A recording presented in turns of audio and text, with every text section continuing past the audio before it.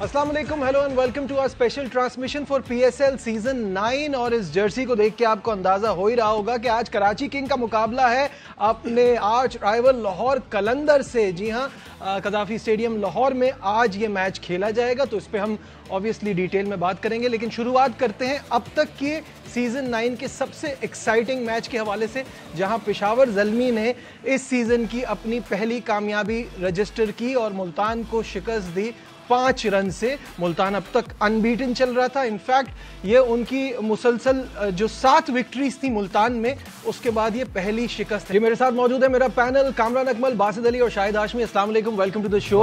कामरान, आपको बहुत बहुत मुबारक हो। आपकी फॉर्मर साइड जो है, जिससे आप खेलते रहे इतने टाइम तक, पहली कामयाबी रजिस्टर की इस पीएसएल में, कैसा देख रहे हैं? देखिए, बड़ा ज़बरदस्त साइन है। मैंने कल कहा था कि 2 मैच हारे हुए हैं, तो हमेशा ज़ल्मी का स्टार्ट पीएसएल में अच्छा नहीं होता, तो स्ट्रांगली अब कम बैक करना पड़ेगा, अच्छी क्रिकेट खेलनी पड़ेगी, नहीं तो प्रेशर बहुत ज़्यादा आ जाएगा।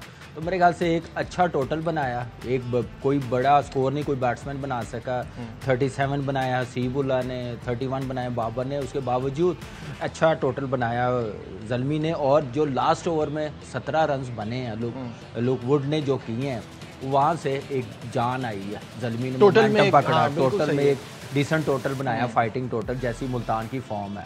लेकिन ज़बरदस्त विक्ट्री, अच्छी क्रिकेट खेली, अच्छी बॉलिंग, लोग वुड ने जैसे बॉलिंग की है, मैं कहता हूँ ये डिज़र्व करता है मैन ऑफ द मैच। उसने मैच बचाया, रन्स भी किए हैं, ओवर भी 4 करके दिए और मैच अपनी टीम को एक हारा हुआ मैच जितवाया। तो मेरे ख्याल से ओवरऑल देखा जाए तो बड़ी ज़बरदस्त क्रिकेट खेली। बासित भाई, पेशावर का ये मैच जीतना बहुत ज़रूरी हो गया था, क्योंकि प्रेशर उनके ऊपर बिल्डअप हो रहा था। 2 ही टीमें हैं ना, एक लाहौर एक पेशावर, जिन पर प्रेशर बहुत ज़्यादा बिल्ड हुआ हुआ है। और नो डाउट दोनों बड़ी टीमें हैं। और जिस वे में टॉस जीत के बैटिंग करके बाबर ने ये मैच जीता, मतलब बहुत बड़ी अचीवमेंट है, क्योंकि मुल्तान अपने होम ग्राउंड पे बहुत ही ज़्यादा डेंजरस टीम बनी हुई थी। तो अब दूसरे लोग भी हिम्मत करेंगे कि टॉस जीत के हम बैटिंग करें। सही है। शाहिद साहब, 4 तब्दीलियां लगता है फ़ायदेमंद रही उनके लिए। बिल्कुल, मुझे भी मुबारकबाद। पहले तो मेरी प्रेडिक्शन सही हुई थी कामरान के साथ जी। तो, अच्छा, लेकिन 19वां मैंने और आपने मुल्तान बोला। अच्छा, जब भी जिक्र नहीं हो रहा जी। 19वां ओवर जो किया ल्यूक वुड ने, उसमें सिर्फ 2 रन दिए, वो बड़ा क्रूशल टर्निंग पॉइंट मैच का हो गया। ऑल्दो के 22 रन भी बन सकते हैं, लेकिन 24 रन ज़्यादा इजी थे 2 ओवर में। 22 रन बनाने के लिए इफ्तिखार ने जितनी अच्छी बैटिंग की, लेकिन आखिरी 2 गेंदों में जब 6 रन चाहिए थे, तो इफ्तिखार को मैच फिनिश करना चाहिए था। और मैच फिनिश करेगा, आदत अपनी बनाएगा, हैबिट। उसने लाहौर के खिलाफ फिनिश किया 19वें ओवर में, जिस तरह उसने जमान खान की पिटाई की, मैच जीत गया। कल यहाँ पे एक तो 19वें ओवर में सिर्फ 2 रन बने, वो एक कसूर हो गया। और फिर आखिरी 2 गेंदों पे जब 6 रन चाहिए होते हैं, तो आराम से सुकून से, अगर उस बॉल पे हिट भी नहीं लग रही थी, तो आराम से 2 रन लेके डीप ले जाता, लास्ट बॉल तक ले जाता। सेकंड लास्ट बॉल पे आउट होना वो गलत हो गया। और पेशावर की स्ट्रेटजी, अगर आप लोग एंडिंग मोमेंट्स भी देखे हो, तो वो छक्का लगने के बाद भी रिजवान सबको कह रहे हैं काम डाउन, रुक जाओ, अभी जीते नहीं हैं। इफ्तिखार का अच्छा पता है जी, आपको इफ्तिखार के बारे में पता है। रिजवान को एक प्लेयर का और भी पता है, उसका नाम है खुशदिल। मतलब हैरत है कि इफ्तिखार रन्स करता, पिछला मैच जितवा कर आया है, खुशदिल को भेजा आपने, मेरा ख्याल है लेफ्ट राइट कॉम्बिनेशन था। हाँ, लेकिन आपको फॉर्म के हिसाब से भेजना चाहिए था। शुड भी इफ्तिखार प्रमोट होना चाहिए था। बिल्कुल सही। तो ये कामयाबी तो पेशावर ज़ल्मी ने रजिस्टर की, लेकिन हम देख रहे हैं कि हर मैच में कुछ ना कुछ ऐसी चीज़ हो रही है जो डिस्कशन में बहुत रही है। और कल था डेविड विली का वो कैच, जो बहुत, जिसके बारे में बात की जा रही है और बहुत कंट्रोवर्शियल हो गया। कल रात में भी हल्लामा पुरजोश में भी आप लोगों ने बात की है, तो कामरान, कभी कभी वहाँ की बात यहाँ चेंज भी हो जाती है। तो क्या आप सोच रहे हैं इस अभी भी आप मानते हैं कैच ठीक है? देखिए, अभी थर्ड अंपायर बता भी रहा है, बेनिफिट डाउट फील्डर को दे रहे हैं वो। अच्छा, ये मैं जानना चाहूंगा। मैं भी सरप्राइज हुआ, इससे पहले बैट्समैन को मिलता था। आजकल ये होने लगा है, फील्डर को बेनिफिट दिया जाने लगा है। पहले तो हम हमेशा सुनते यही थे, benefit of doubt goes to batsman, because उसकी तो कहानी खत्म हो जाती है ना। बॉलिंग साइड के पास, फील्डिंग साइड के पास तो और मौके हैं। लेकिन देखिए, वो सामने रखते हुए थर्ड अंपायर ने आउट दिया। एक तो बहुत ज़्यादा क्लोज नहीं किया, जूम नहीं किया, जो मेरे ख्याल से टेक्नोलॉजी नहीं होगी जिसकी वजह से आउट दे दिया। अगर दोबारा जो उसके बाद जो तस्वीरें आई हैं सोशल मीडिया पे, वहाँ से तो लग रहा है ये आउट है, लेकिन नेगेड आई से हम देखें, रीप्ले में देखें तो ऐसे थोड़ा सा लग रहा है पाँव जिस टाइम टच हो रही है तो उस टाइम पाँव भी थोड़ा इन दी एयर है, तो इसलिए मेरे ख्याल से बासित भाई आप तो अभी भी इस चीज़ पे कायम है कि ये डिसीजन डाउटफुल है और नहीं होना चाहिए था? मेरे हिसाब से ये आउट नहीं था। और मैं एक जुमला बोलता हूँ, जो भी एम्पायर है या मैच रेफरी या आप लोग इसको ज़रूर जवाब दें। जब बंदा कैच करता है तो बॉल पहले टच होती है या कैच पहले होता है?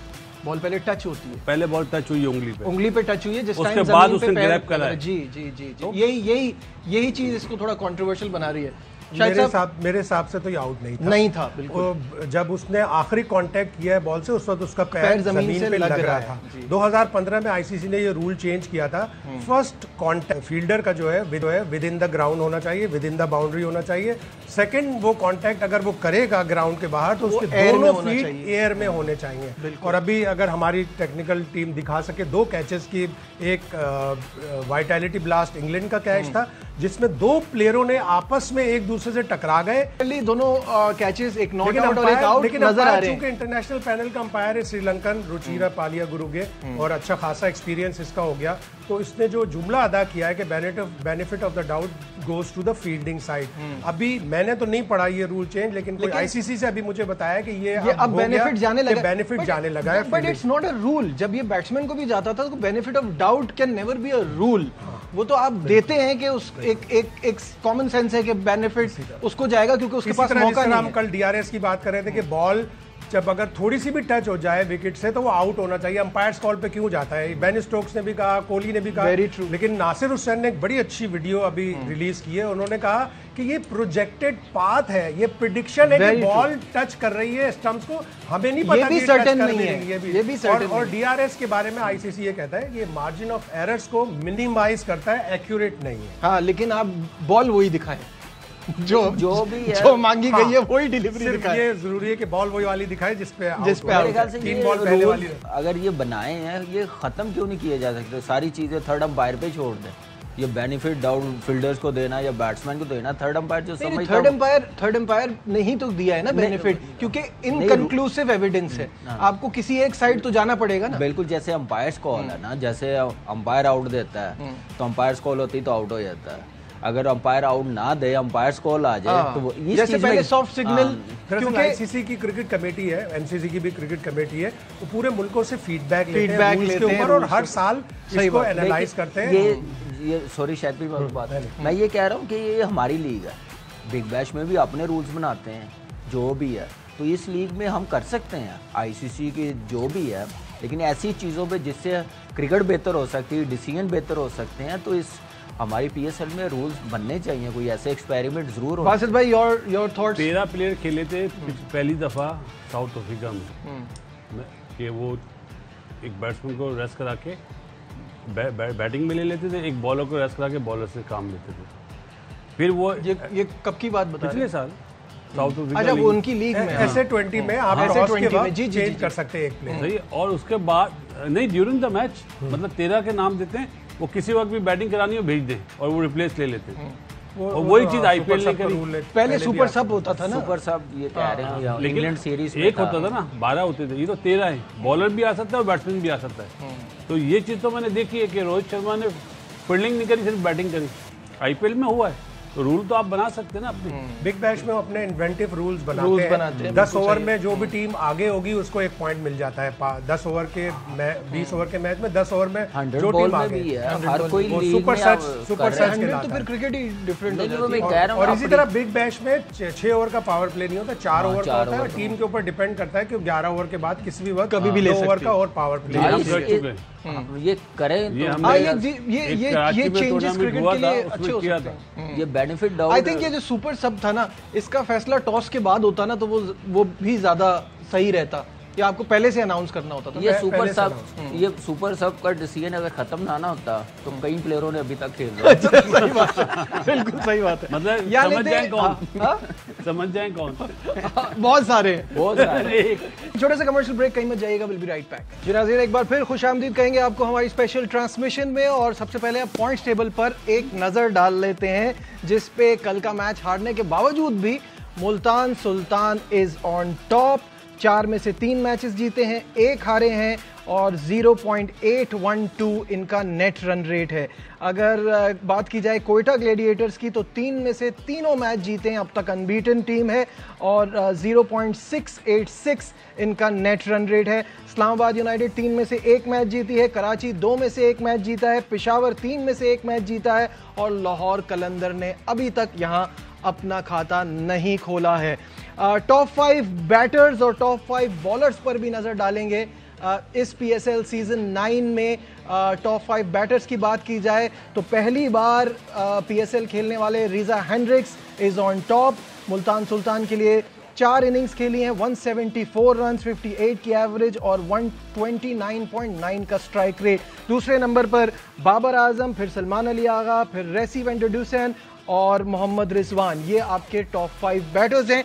और दूसरी तरफ टॉप 5 बॉलर्स पर भी नज़र डाल लेते हैं तो इस सीजन में मोहम्मद अली ने बड़ा इंप्रेस किया है, साथ साथ अब्बास आफरीदी अपनी शानदार बॉलिंग की वजह से दूसरे नंबर पे हैं। और तीसरे टॉप 5 में बॉलर भी मुल्तान सुल्तान के ही हैं, उसामा मीर, उसके बाद अबरार और फिर एंड में डेविड विली। तो 5 में से 4 मुल्तान सुल्तान के बॉलर्स हैं। वजूद जन से मुल्तान की बॉलिंग ये शायद भाई इसी बात पर रहेंगे। कैथरीन डाल्टन की बात सुन रहे हैं, बॉलर सुन रहे हैं, अच्छी बात है। तो ऐसा क्या करना है बाकी टीमों के बॉलिंग कोच? प्रोफेशनल अंदाज होता है और मोहम्मद अली ने इस पूरे PSL में मुतासिर किया है और यकीनन वो उस रैंकिंग में आएगा, उस शुमार में आएगा कि वो भी अब T20 क्रिकेट खेल सके। वासिफ भाई, what is Mohammad Ali doing special कि वो इतने कामयाब हो रहे हैं?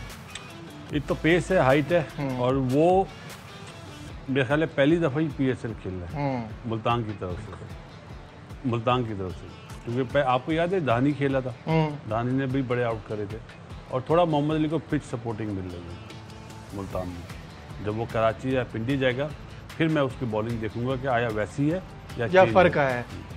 कल जब शुरू में बैटिंग कर रहे थे ना बाबर आजम साइम, तो विली की आपने बॉल देखी होगी ना, पहला ओवर कितना मूव करा है।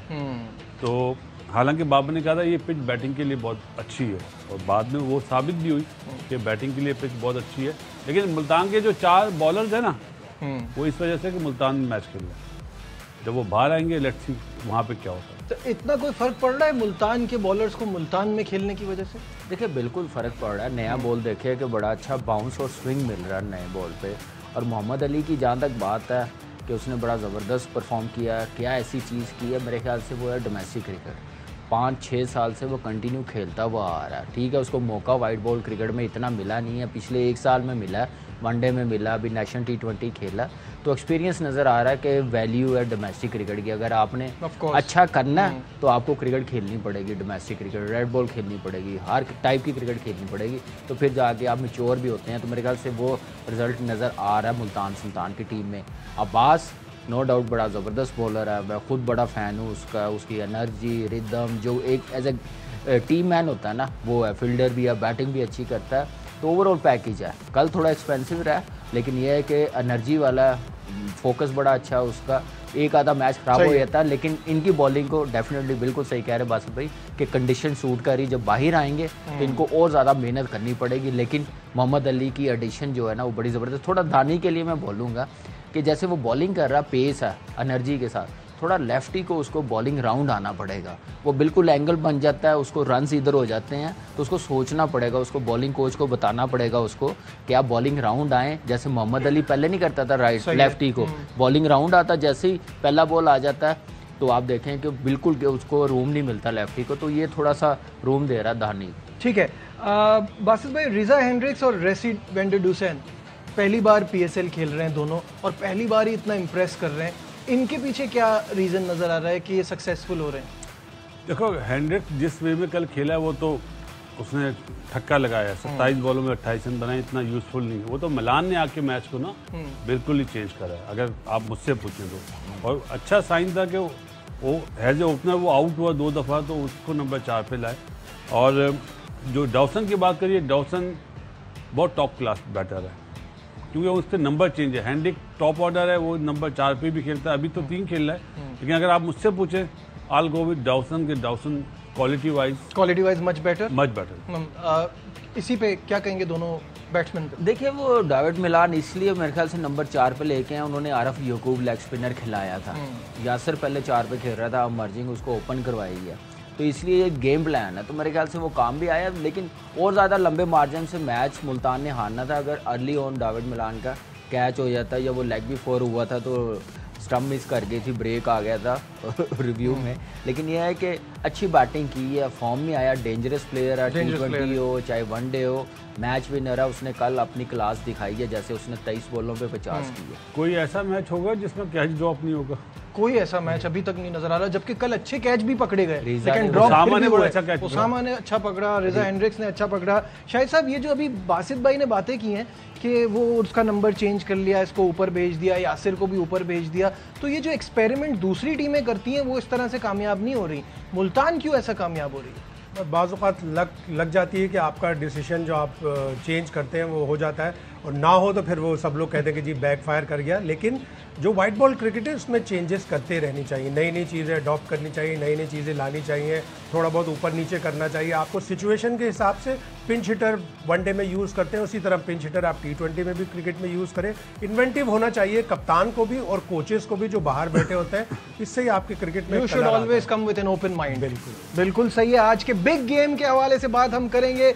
Karachi king will take on Lahore Qalandar. Basit भाई आपसे शुरू करते हैं, इस बार मुझे बताइए क्या नजर आ रहा है? लाहौर अब तक कोई मैच जीत नहीं पाया, कराची अपना पिछला मैच जीत के थोड़ा कॉन्फिडेंट फील कर रहे होंगे, क्या कहते हैं? देखें, उससे पहले एक बात कहूँगा, जो अभी मुल्तान की आप बात कर रहे थे ना कि क्या वजह कि हर चीज़ सही हो रही है, उनके पीछे पॉइंट्स थे 6, तो कॉन्फिडेंस लेवल हाई है। अगर यहाँ पे पॉइंट 0 होते ना, फिर मैं पूछता कि वो मिलान को नंबर 4 पे भेजें।